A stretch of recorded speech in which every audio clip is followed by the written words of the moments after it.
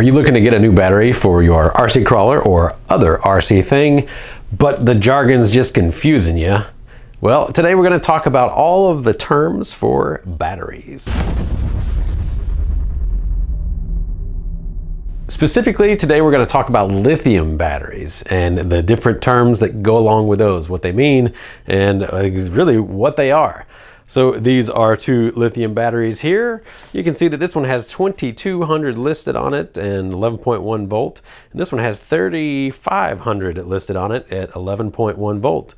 They also say 3S on both of these packs. This one says 3S1P, something you don't really see much these days, but used to be real popular back in the day. So what do these numbers mean? We got our C rate as well, 30C, 35C. There's a lot of numbers. So the first one is actually our runtime, 3500 mAh. That stands for milliamp hours. If we wanted to talk about this in amp hours, this would be 3.5 amp hours. It means the same things. Some big packs talk about their ratings in amp hours, and most small packs talk about milliamp hours. Since the beginning of RC, we pretty much talked about milliamp hours, so we're just going to stick with that today. 3500 milliamp hour has more runtime than a 2200 milliamp hour pack. It's about 50% more runtime, or we could say that the 2200 pack is about 2/3 of the runtime of the 3500. The next one on here is our voltage. This is kind of like how much pressure do you have in your water hose? How much voltage is in this? And we get more voltage by putting cells in series. This is why it's called S. 2S, 3S, 4S, etc. This means series. 2 in series, 3 in series, 4 in series. So one cell would be a nominal of, what is it these days? I think it's 3.7 nominal. There are new chemistries that are like 3.8, 3.85. We're not going to talk about that today, but 3.7 volt nominal for one cell. For two cells, it would be 7.4 volts nominal. For I think I said that right. For three cells, it would be 11.1 volts nominal, and for four cells, it's 14.4 volts, I do believe, nominal. I don't really run a bunch of 4 cells, but if I did, I could look at them and cheat. So there we go, that's our voltage, the S. Now, sometimes you may see it written like on this battery, 3S1P or 3S2P, etc. And those are actually parallel cells.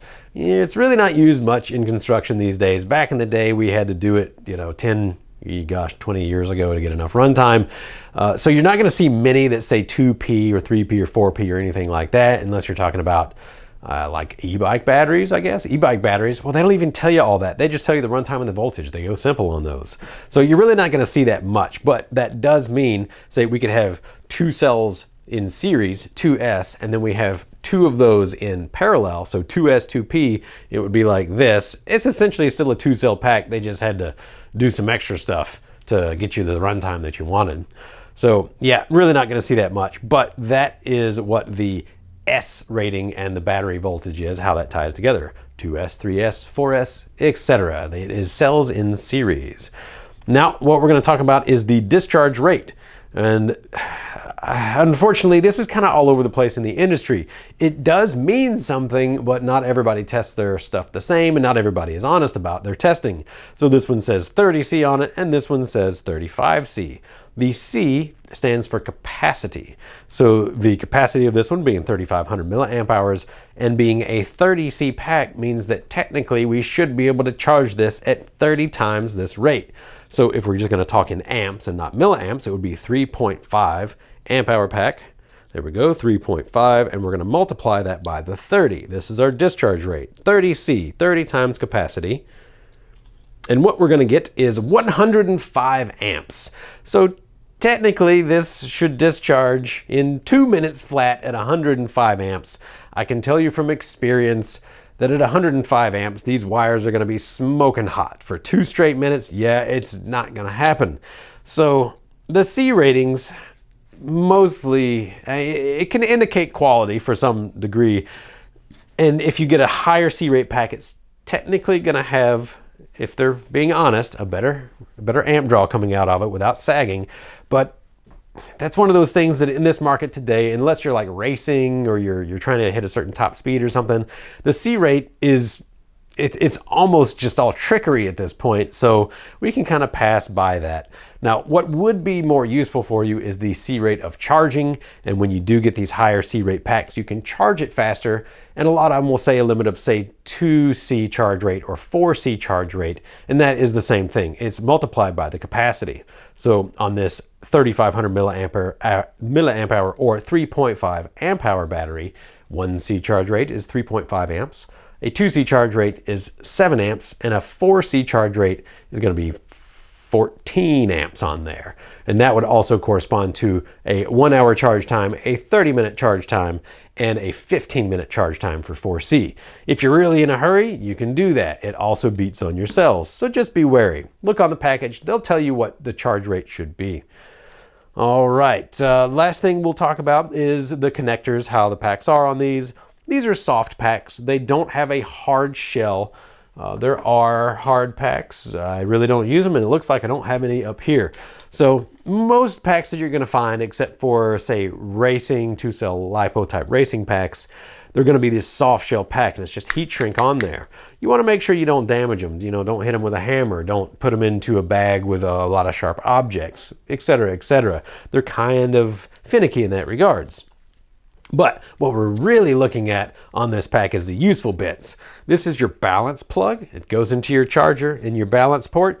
Your balance port might have an adapter on there, or if you come with a ready to run, it just may charge only through this balance port. So be aware of that. But this little white, usually white with multiple wires, is going to be your balance port, or your balance cable, sometimes called. And this one being a 3-cell pack has 4 wires, because we have to have essentially a cell here, and a cell here, and we need positive and negative on every cell so that we can balance them. The other important part of the pack is our discharge wire. So it's going to be bigger, beefier, and a bigger plug. At least it should be. Now, again, on some very small ready-to-runs, if it's a 2-cell, they may even just use this discharge port this charge port, the balance port, for discharging through the vehicle. Not very common though. You're typically going to have this secondary wire with a big plug on it. This is an XT60 plug. This is a Dean's plug on there, and both of these have 12 gauge wire because they are rated for a relatively high discharge rate, even though the wire wouldn't handle 105 amps. So let me tell you right now, it would be smoking hot, and more than likely the plug would melt too. But, you know, if you're just bursting 105 amps here and there, and there's time for it to cool down and heat soak the system, not going to be an issue. But that is our discharge wire here. Now, on a lot of chargers, you will actually plug these in for charging as well, and then you'll use the balance port at the same time, and that's how you use them. But you'll need to read on your charger. It's going to come with instructions. You'll need to read on how to use it, or if it is a ready-to-run vehicle that comes with a charger, just read it up. It'll be pretty simple. They'll tell you, you know, you plug in one or you plug in both, and that's that. I will say on LiPos, you always want a balance charge. There are options on some chargers to fast charge or non-balance charge. It's really not a good idea. If you have one of your cells get out of whack, then it can be overcharged and cause a fire. Lithium batteries are not very tolerant of abuse in that regard, so be aware of it. And while we're talking about it, you probably want to get yourself a LiPo sack or a charging box. Let me show you. These are Kevlar bags. You pop it in here and you charge it.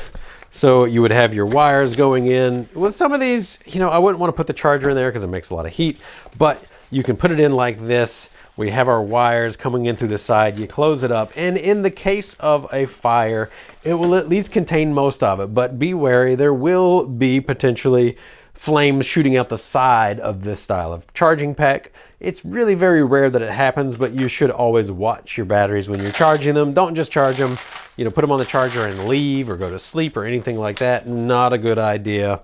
So there you go. Quick primer on charging there. But I hope this helps on the basics of lithium batteries. If you do have any questions, leave them down below. We'll do our best to get to them. And as always, thanks for tuning in. Have a great day.